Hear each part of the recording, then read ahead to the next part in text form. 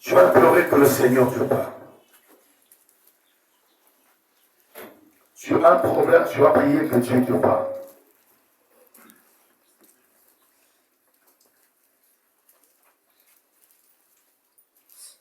Prie que Dieu te parle. Parce qu'il ne faudrait pas que Dieu vienne en toi et le trouve par la foi. Il ne faudrait pas que Dieu vienne en toi et le trouve que tu as attristé.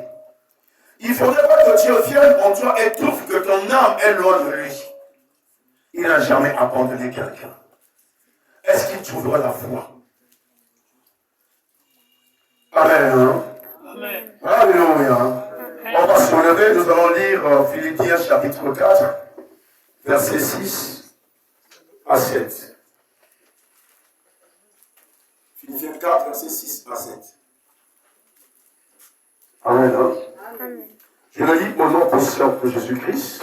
Au nom de Jésus-Christ. Ne vous inquiétez de rien, mais en toutes choses, faites connaître vos besoins à Dieu par des prières et des supplications avec des actions de grâce.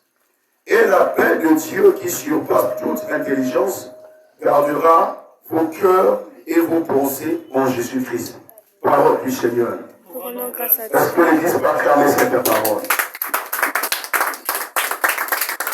Alléluia. Alléluia. On peut s'asseoir dans la paix et la grâce de Dieu. Et ce verset, l'Esprit nous rassure encore. L'Esprit nous parle.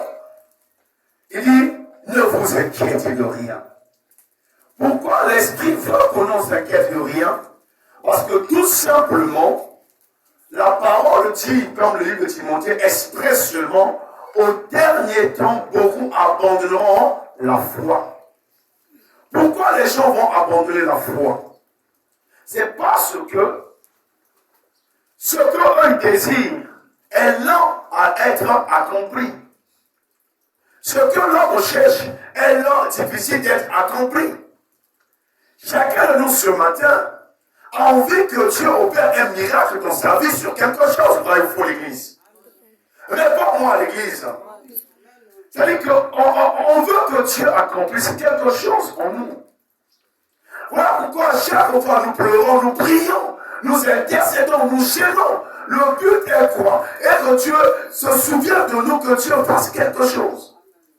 C'est là où le livre de Philippiens se dit, ne vous inquiétez de rien. Faites connaître à Dieu tous vos besoins. Par des prières. Alléluia. C'est-à-dire que dans la prière, on fait pour connaître à Dieu nos besoins, nos demandes et nos supplications. Et il dit encore, il dit que la paix de Dieu qui surpasse toute intelligence, et la paix de Dieu, une paix que le monde ne donne pas, une paix que l'argent ne donne pas, une paix que le foyer ne donne pas, une paix que le voyage ne donne pas. Tu peux dire, Seigneur, pour que je sois en paix, je dois quitter ce pays. Je sais que si tu vas en France, tu seras en paix. Tu vas voir toi d'autres réalités, vrai ou faux. Alléluia. Quelquefois dont tu partiras, tu croiseras d'autres réalités. Voilà pourquoi le monde de la terre ne te tendra jamais la paix. Qui te dit la paix viendra de ce que ton cœur veut là. Mais la paix vient de ce que tu donnes. Voilà pourquoi Christ a dit, je vous donne ma paix. Pas la paix que le monde vous donne, mais ma paix. Dans la paix intérieure. Une paix qui surpasse toute intelligence. C'est-à-dire quand tu as des soucis, quand tu as la paix de Dieu, les soucis ne peuvent pas t'affecter. Donne-moi un bon amen. Donne-moi un bon amen réellement. C'est-à-dire que si tu as la paix de Dieu, même si tu n'as pas mangé, même si les autres se moquent de toi, tu seras tranquille. Alléluia. Parce que cette paix te garantira qu'il y a quelque chose que le Seigneur te réserve. Cette paix va te rassurer que Dieu ne t'a pas abandonné. Alléluia. Et cette paix te donne même l'abri, la protection. N'est-il pas écrit que celui qui demeure sur l'abri du très haut se repose sur l'homme de tout puissant.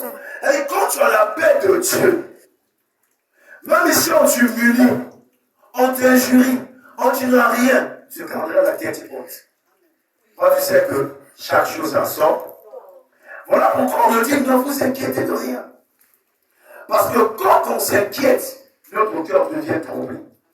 Et quand notre cœur est troublé, on perd la raison. Voilà pourquoi la Bible déclare, dit expressément, est-ce qu'au dernier temps,